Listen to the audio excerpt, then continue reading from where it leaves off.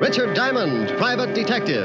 Basil Rathbone and Nigel Bruce in the new adventures of Sherlock Holmes. Suspense. The Adventures of Sam Spade, detective. Dragnet. And now, Gangbusters. Welcome to the Film Detective Podcast, where we bring you theater of the mind programming from the golden age of radio. I'm your host, Carl Amari. This time it's a 1959 radio western episode of Have Gun Will Travel, starring John Dehner. Stick around, we'll be right back. Welcome back to Hollywood's golden age, where Betty Davis, Ginny Stewart, and Cary Grant ruled the screen. That's what I sent the whole front page out. But never mind the European War. We got something a whole lot bigger than that. From silence to the 60s, we're bringing you a new way to enjoy old favorites. Oh, there you are. It's all classics, and it's all right here on The Film Detective.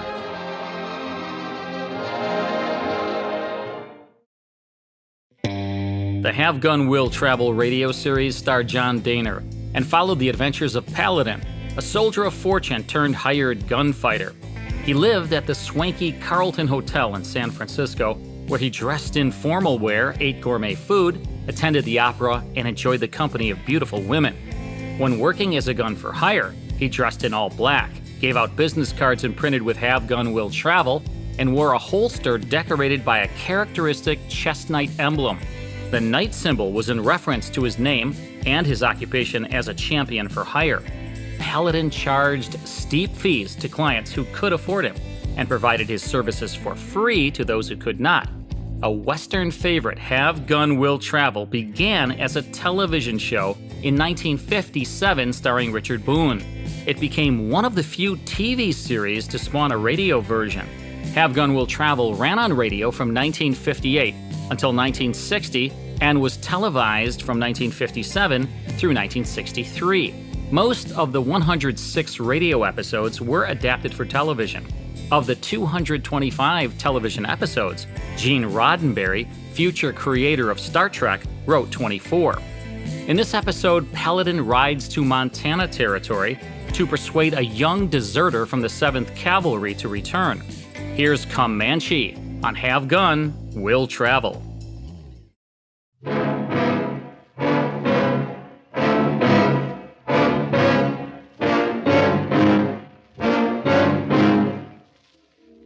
There's something you should remember, mister. A man going into Indian country should never be paid in advance.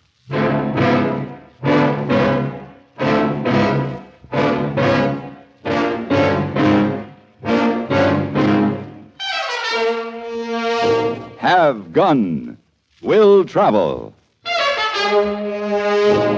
Starring Mr. John Dehner as Paladin. San Francisco, 1875. The Carlton Hotel, headquarters of the man called Paladin.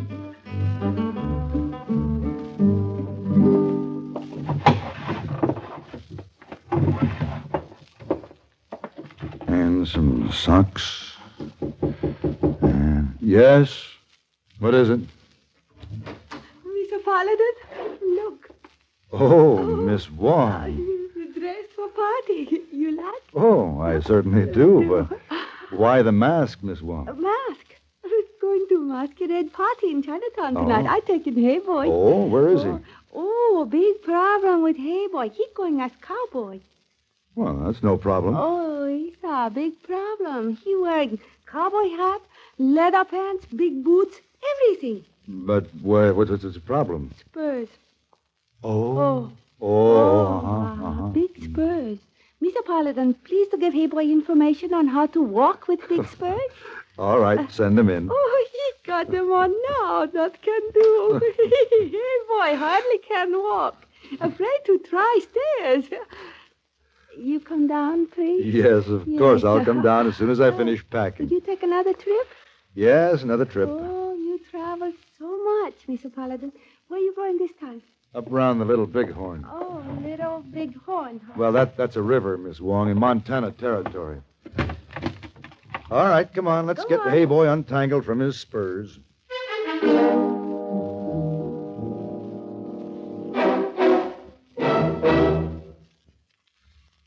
I guess just about the most popular sport in the world, everywhere in the world, is fishing. You hear a lot of discussion among American sportsmen, which is better, the dry fly or the wet fly, still fishing or trolling, lake, stream, or ocean. Everyone has his own ideas about this sport of fishing, and he goes after it in his own way. Well, that's true all over the world. As our servicemen have observed, there are a lot of different ways of catching fish. In Borneo, for example, the natives crush the berries of a certain shrub, and the juice poisons the fish of a river without spoiling them as food. In Africa, South America, and Alaska, the spear or harpoon is used. In Japan, trained birds called cormorants are sent diving down into the water to bring up fish. In some Pacific islands, nets are used. In others, the bow and arrow is the favorite method of getting fish for supper. Well, what's true about fishing is true about other customs and traditions around the world. The way of doing things may be different, but the ideals are the same. No one way is right or wrong. It's just what suits the individuals best. These customs are important to the people who follow them, and our servicemen are helping to maintain goodwill by observing the customs of other people in other lands.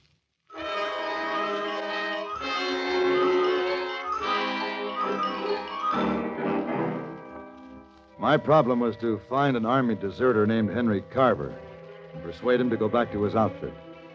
It seems he'd deserted in order to rescue a girlfriend from a marriage that was being forced on her. He was asking for money from his family to help him escape into Canada. He and the girl would be at the Billings Waterhole. Montana was no place to be at this time. The Sioux were being pressed by the Army to go back to the reservations. I saw a lot of Indian sign. Several times there were Indian smoke signals in the far hills. Then I saw the waterhole. But someone saw me first. Hey, don't shoot! Where are you? Keep riding, mister. You Corporal Carver? Who are you?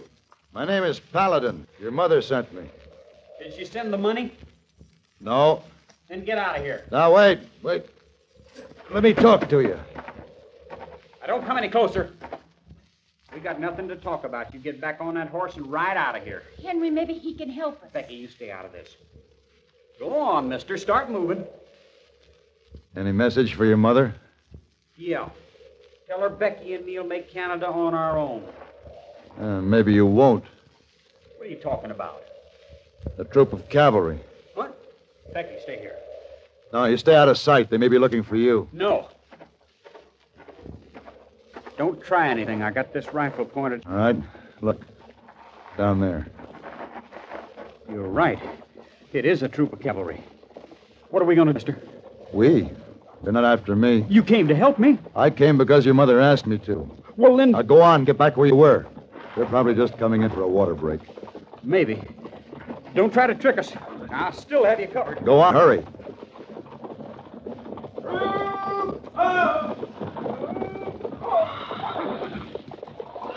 All right, men.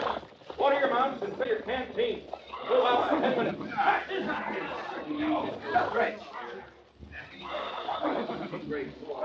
Uncle Landers, when we move out, I want the scouts out. You can push the flank guards farther out, too. Captain. Who are you? John Keel. Paladin, what a sight to see in the middle of nowhere. John Keel. Say... Well, that's right, Captain Keel. Yeah, how long's it been, Paladin? 6, 7 years? Oh, I'm not sure. You came through San Francisco. Yeah, I did, and I've still got the hangover. Oh, Dolan. Yeah, Captain. Here, meet my friend Paladin.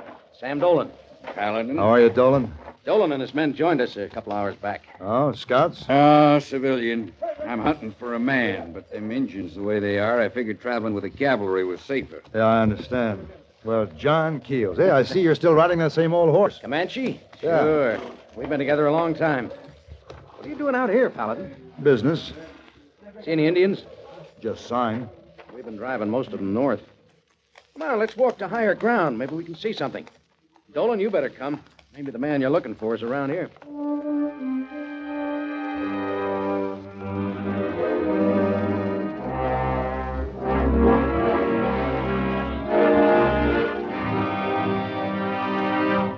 On June 15th, in the year 1215, King John of England met a group of barons on the meadow of Runnymede. There he placed the royal signature upon a charter which means much to us today. The document that King John signed was the Magna Carta. In later years, from its provisions developed our present-day concepts of trial by jury and the right of habeas corpus, concepts which are a vital part of democratic life. Thus, the Magna Carta, written in England almost 750 years ago, became an important source of American democracy. From the contributions of the past come the principles of the present.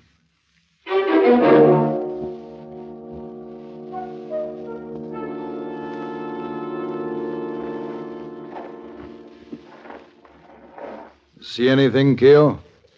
No.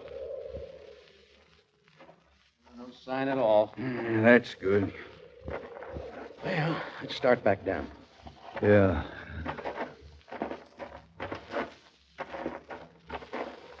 Hey, you married yet, Paladin? No. I guess I move around too much for that. Well, you ought to see the fine family I got back at Fort Lincoln. Yeah? Wife and 4 kids. Well, good for you. And this is my last field trip. Next week I go out. I plan to get a piece of land and teach those kids of mine how to live off it. Where are you going now? Rejoin the battalion on Rosebud Creek. Not far from here? Oh, about half a day. Who's your command now? George Custer. Remember him? Oh, yeah, I remember him. What about you, Mr. Dolan? It's a dangerous country to be traveling in. I'm here on a personal matter. Oh? Hunting a kid and a girl, a soldier boy. Is that right? And the girl and I are supposed to be married, but this boy made off with her. I traced him to this area. I see. Sure got a score to settle with him.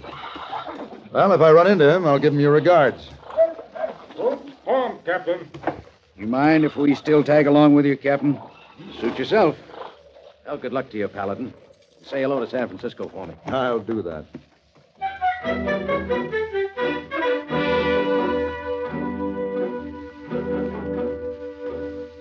I watched Captain Keogh and his men leave.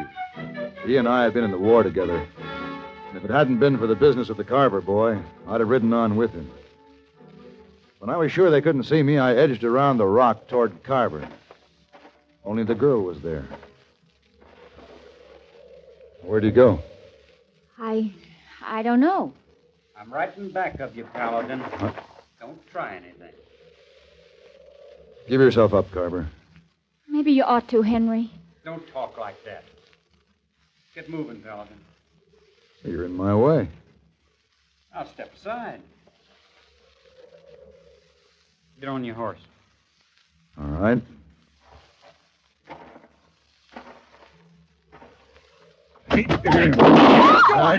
Give me that rifle. No! You killed him. Ah, he'll live. He's not shot.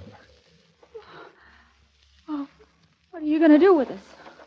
I'm going to save you from yourselves, if I can.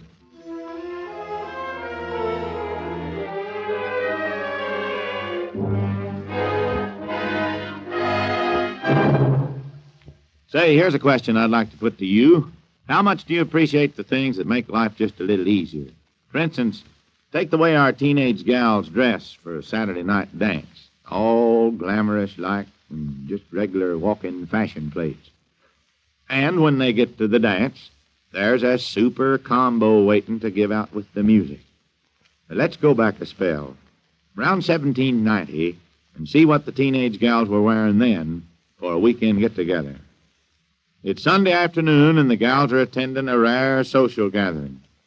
Every last one of them is dressed in a plain, homemade, linsey-woolsey dress dyed with butternut or walnut juice. And there isn't a frill or a bright-colored ribbon to be seen. They don't cotton to such doodads in 1790. Of course, they've all bought their spinning wheels and looms with them. And while they sit and talk, their fingers kept busy. There's stockings to be made for everybody in the family, mittens and shawls for the winter, maybe a pot holder or two to protect Mother's hands from the homemade iron pots. And what do they talk about? Mostly about the time when they'll get married and have their own families to take care of. And sometimes when the Indians pull a surprise attack on the fort, the gals are called out to take their place at the stockade to keep the muskets loaded, or maybe fire one themselves. Yeah, that's what a weekend date meant to the gals in 1790. But to them, it was just part of the routine.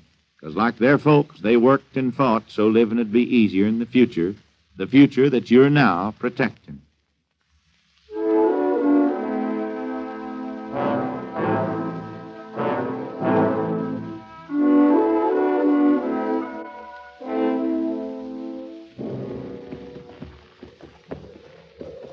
You might as well have turned me over to that captain this morning.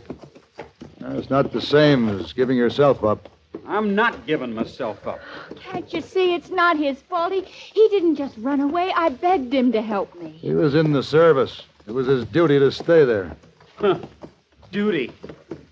Beating the scrub for a handful of disorganized Indians? Becky was being forced into marrying that old coot Dolan. You saw him, the kind of a man he is. He's still deserted. Mr. Paladin, there's something you should know. Oh, don't bother, Becky. It won't make any difference to him. We're married, Mr. Paladin. The day after we ran away. Oh, my best wishes to you, Miss Carver. However, your husband's right. That doesn't make any difference. Now, wait a minute. Hold up. What now? Looks like there was a camp here not long back. Indians? I don't know.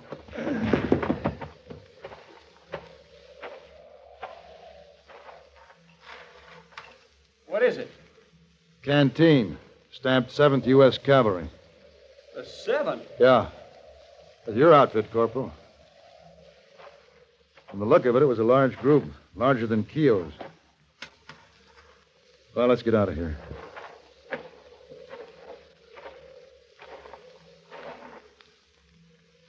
Oh, what is it? What are you listening for? You hear it? Hear what? I don't know. A rumbling in the ground. Like a lot of horses or distant thunder. I don't know. Let's go.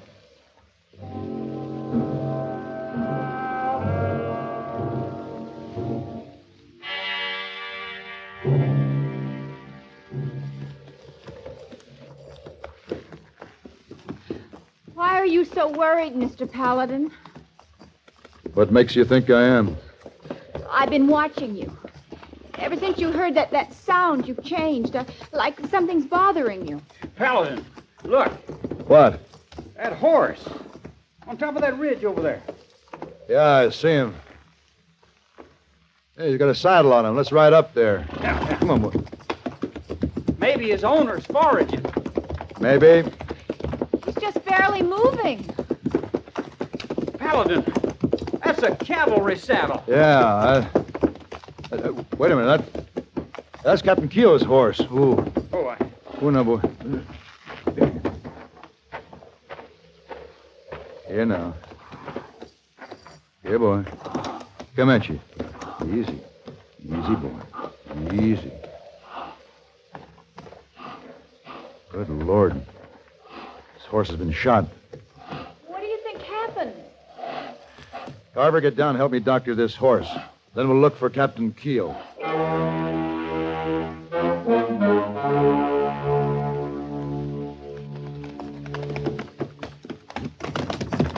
Watch your horses don't slip.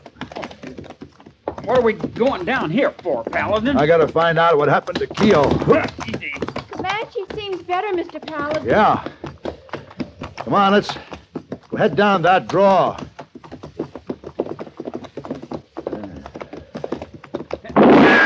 What the? Drop your gun, Paladin. We got you from both sides. Dolan. Well, looks like I got my bride back. And our friend, the deserter, too. You can't do anything now, Mr. Dolan. We're married. We'll talk about that later. Thanks, Paladin, for delivering them up. We saw you coming a long ways back. What happened to the cavalry, Dolan? I left them this morning. There was a lot of Indian signs, so we turned back. It's a lucky thing we might have missed you. All right, boys, get them off the trail to the clearing, and then get that noose ready. We got a deserter to hang.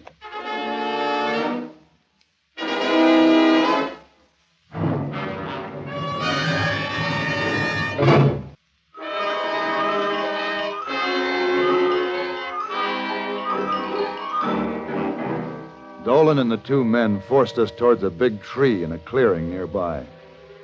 One man threw a rope over a branch while the other put the noose around Henry Carver's neck. Dolan sat his horse watching with a grin on his face. I waited the chance to get to my Derringer. All right. Let's get this job done and get out of here. Swat that horse out from under him. No, please don't do it. I'll do anything you say. Well, you will anyway. Now, go on, boys. Do it. Get away from that horse. Got a gun. Look out. Dolan. You two will get the same thing. We ain't staying. This ain't our business. Come on. Paladin, is Dolan dead? Yes, he's dead. And I've got his gun, Mr. Paladin, pointed right at you. So drop that Derringer. Now, Becky, don't do this. Drop the gun. All right. But you're not going to win anything this way. Henry and I can get to Canada. Oh, can you? There's a cavalry patrol coming this way. Where? Becky, quit talking and get this rope off of me.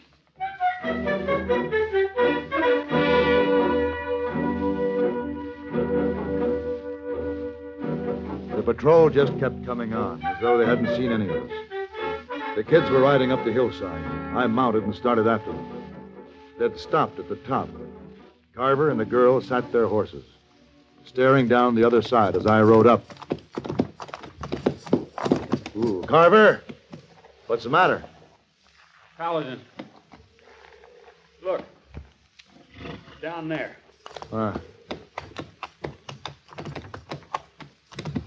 What is it? Good Lord. It's the 7th Cavalry. No one's moving, Mr. Paladin. They've been slaughtered. They're all dead. My outfit. Oh, Henry, don't, please. What could you have done except die with them?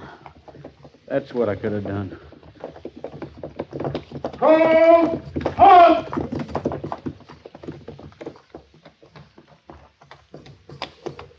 You're there.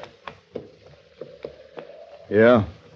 I'm Lieutenant Bradley, Chief of Scouts for Colonel Gibbon. We're looking for General Custer's command. Down there. By the river. You'll find all of them. Good.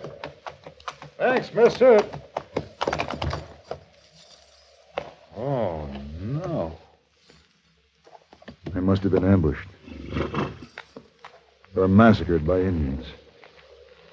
No survivors could come out of that. Well, there is a survivor, Lieutenant. There's a horse.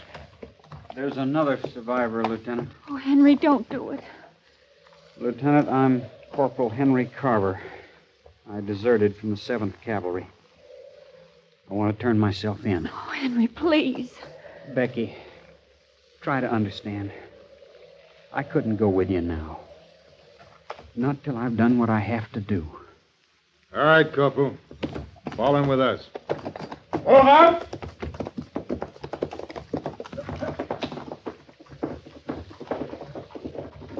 Why, Mr. Paladin? Why did he turn himself in? They won't care now. He will. He was a part of this 7th Cavalry, Becky. He was a part of other men. Come on. I'll take you home.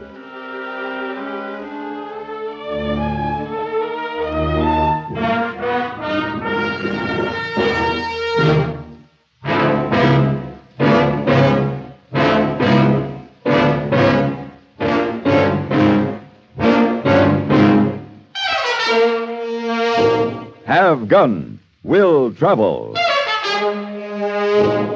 Created by Herb Meadow and Sam Rolfe, is produced and directed in Hollywood by Norman McDonnell and stars John Dehner as Paladin, with Ben Wright as Hayboy. Tonight's story was written by Irving Wallace and adapted for radio by Tom Hanley. Featured in the cast were Sam Edwards, Barbara Eiler, Vic Perrin, and Jack Moyles.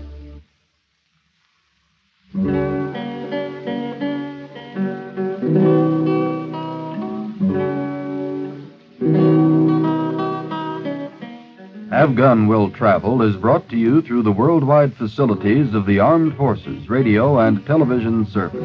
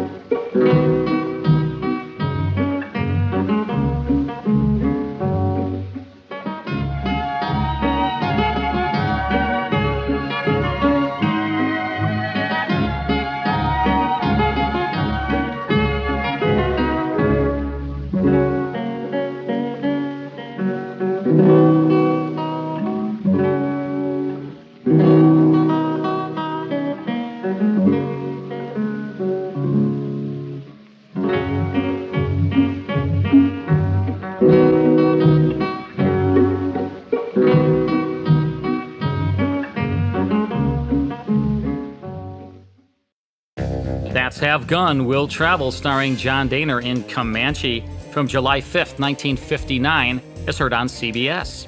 Next time on the Film Detective Podcast, we'll rocket off into the future on X-1, starring Peter Fernandez, so don't miss it. To learn more about this series, visit thefilmdetective.com. See you next time.